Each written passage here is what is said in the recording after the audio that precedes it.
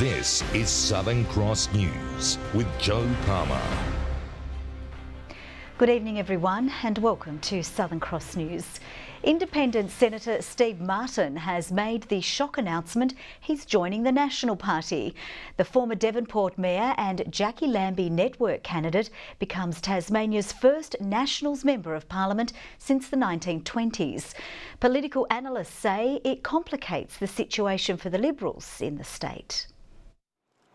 Senator Steve Martin with his new Nationals colleagues today to reveal he's joining the party. I'm here today to announce that I'm actually joining the National Senate team and very proud in being the first ever National Senator for Tasmania.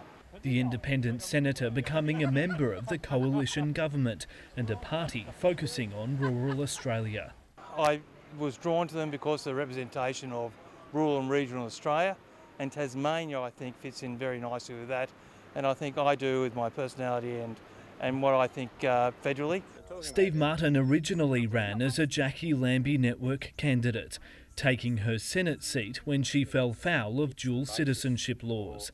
Their relationship soured and he turned independent. Jackie Lambie describing today's move as a marriage of convenience for two increasingly desperate parties. He is a good fit for the National Party. We are a good fit for him and we look forward to working with him as part of the team in the future. Senator Martin is Tasmania's first Nationals Member of Parliament since the 1920s. Political analysts say his emergence could splinter the Liberal vote at the next federal election. Tasmanians will have the choice of still voting for a member of the coalition and for the sort of stability and certainty that might come from that. But at the same time, they can, protest against the Liberals. They've got a choice now. A key question, how will the Liberals and Nationals set up their Tasmanian Senate ticket? Well, that's a matter for the party organisation. I'm the leader of the National Party, the leader of the Parliamentary Party. My main focus today is on selling the budget, on welcoming a fantastic new senator to the already fantastic Senate team. Steve Martin joining with his new party room colleagues this afternoon. Now, they thought the Tasmanian tiger was extinct. We've got the Tasmanian tiger just to join the Gladstone bulldog over there. I hope that I can actually shine the light on Tasmania and show you what it's all about, because I do believe that our state punches well above its weight, and we'll just show you blokes how it's done. Thanks very much. The government boosted with an extra coalition senator, now only needing 8 of 10 crossbench votes to pass legislation. In the short term, I guess it gives the Turnbull government and the coalition a little bit more room to manoeuvre in the Senate. But I think come 2019 and with the federal election, it'll make Conservative politics that much more complicated. An easier time in Canberra for the Liberals, but not so easy in Tasmania. Michael Breen, Southern Cross News. The battle for Braddon is heating up, with Tasmanians promised better access to specialist medical care if the Labor Party wins the federal election. $4.5 million was committed today to improving the state's health services, while the Liberal Party focused on driving forward highway upgrades. On the Braddon campaign trail in Devonport, opposition leader Bill Shorten was quick to sit down and talk health. We think that GP clinics are the front line of our medical system. Labor's Braddon candidate Justine Kay offered a listening ear to health professionals, who say it's becoming increasingly hard for regional Tasmanians to get specialist care. Today's visit coming with a promise of $4.5 million to TasReach, a program aimed at bringing care to remote areas. That is why it's important that we get the specialists. And I'm talking about cardiologists, I'm talking about ear, nose and throat experts, I'm talking about mental health professionals, that we can get them out to the communities of northwest Tasmania. In 2016, $2.5 million was cut from the program by the Liberal government. I think it's disgusting that we've got people waiting so long in such large numbers to get the sort of elective surgery which on the mainland people take for granted. But Health Minister Greg Hunt today affirmed the party's commitment to medical services in Tasmania, saying $730 million was funded for the Mersey Hospital, and nationally funding is delivering more doctors, nurses and services, with Medicare also boosted by $4.8 billion. Across in Wynyard, though, when Braddon's Liberal candidate Brett Whiteley had little time for the media. We need to go. We've got to catch a plane. So, well, he's got to catch a plane. Thanks, guys. Leaving the party's multi-million-dollar roads promise for the Bass Highway to the Deputy Prime Minister. We've already got $10 million on the table. It's a $400 million Tasmanian roads package dedicated to making sure that we have the infrastructure for this state that it needs and deserves over the next 10 years. Jessica Moran, Southern Cross News. The Alana and Madeline Foundation has confirmed it will make a submission to the Upper House inquiry into proposed changes to the state's gun laws. It says it's committed to the principles of the National Firearm Agreement and it will be drawing attention to issues it believes may be in its contravention. We have a very consistent position that we think that our state is a safer state as a result of the National Firearms Agreement and that the safety of children is the most important thing for any community. The foundation was founded by Walter Mikak, whose wife and 2 children were killed in the Port Arthur massacre. The state government says it's committed to putting the safety of Tasmanians first and will undertake extensive consultation before tabling any legislation. Tasmanian students are set to become safer online with the help of a digital licence. A new online program soon to be rolled out to state schools will assist students in dealing with issues like pornography and identity theft. Learning how to deal with challenges online, these grade 6s working to gain their digital licence. You face troubles on the internet later on in life, you know what to do and how to act. They're the ones that are going to be at the coalface of and learning about social media for the first time, and they're the ones that are perhaps not going to have the safety net that they had at primary school. Students taking a quiz where they're questioned on how to deal with scenarios they're likely to face in the virtual world, such as bullying and identity theft. If there's someone being bullied online, you can tell a trusted adult and let them know and they can help fix it. Where there are risks, where there is access to pornography, all of the things that we know children are going to be exposed to, it teaches them to look out, understand and make good decisions. This class getting in first, with the program soon to be in grade 6 classrooms in other public schools across Tasmania. And you get to learn new things and it's fun.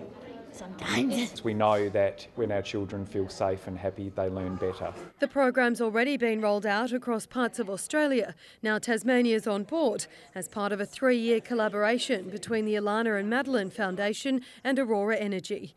Concerned parents also considered, with programs available to access at home. Parents have either a really exaggerated fear or a blithe confidence, and so it's about trying to help parents understand the measured risk. Louise Hedger, Southern Cross News. Authorities are cracking down on drugs, theft and organised shoplifting with the launch of Crime Stoppers Week today. In the first 4 months of this year, incidents of shop theft have increased. Authorities urging Tasmanians to help stamp out crime.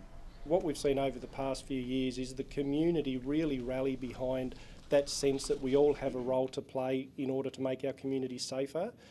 The public feel compelled to report anything that they think is suspicious. Information can be provided to Crime Stoppers anonymously.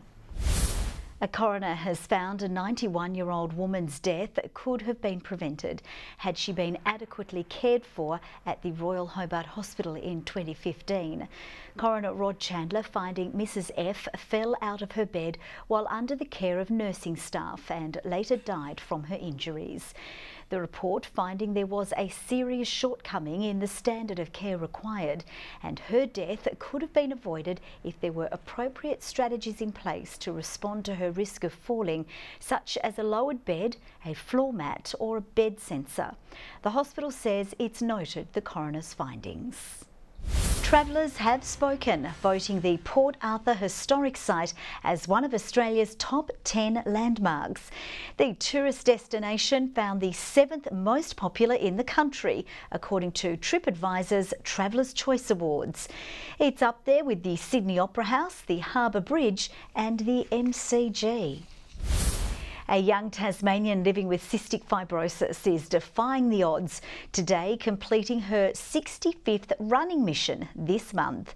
Charlotte Wall is raising much needed money and awareness of the genetic condition for cystic fibrosis Tasmania.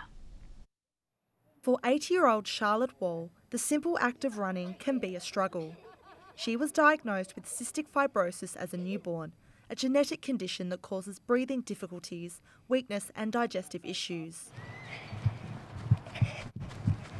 Despite this, Charlotte has been running around Hobart Ovals this month. What have you been doing? Raising money for cystic fibrosis by running ovals, and I have to run 65. Today, marking the final 65th lap at Blunston Arena and proving her determination with some added cartwheels. Well, with living with CF, you have to have a very active lifestyle, and that's to help clear the mucus from her lungs. But she's a very positive kid and is generally very active, so the running challenge has worked well with that. Around 110 Tasmanians are currently living with cystic fibrosis, a number that hasn't changed much in more than a decade. Though today, people have access to medications, treatments and therapeutic technology, there is still no cure. We do hope that with advances in research, which have meant that there are advances in treatment, while there isn't a cure, it can lessen some of the impact of CF on somebody's health at the moment. So hopefully one day we can all say that CF stands for Cure Found. I like helping people with cystic fibrosis so people can get better. One step closer to breathing a little easier. Ruby Kamain, Southern Cross News. Now let's take a look at the day's business and finance news with thanks to Tasplan, your local super fund. The Australian share market has closed lower after weaker oil prices weighed heavily on energy stocks. The ASX 200 index has dropped by 28.8 points. A short time ago, the Australian dollar was trading at 75.73 US cents and 64.62 euro cents.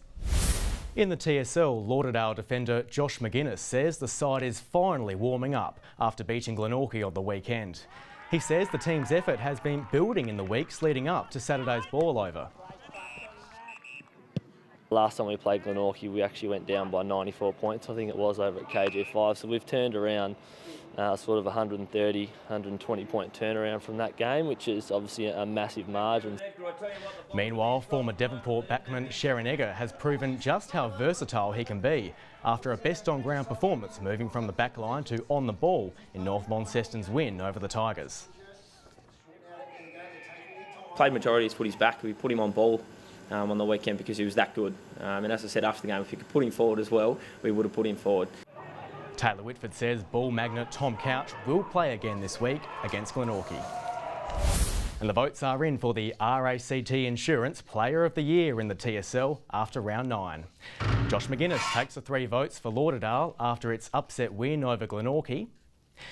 6 goals to Sonny Whiting made him the top pick in Launceston's win over North Hobart. And Sharon Egger earning 3 votes for North Launceston against the Tigers. On the leaderboard, Taylor Whitford remains in the lead on 8 votes. Daniel Joseph is on 7, with Ryan Bailey, Tom Bennett and Tom Couch all locked on 6 votes. Well, frustration balled over in Hobart Zebras clash against South Hobart.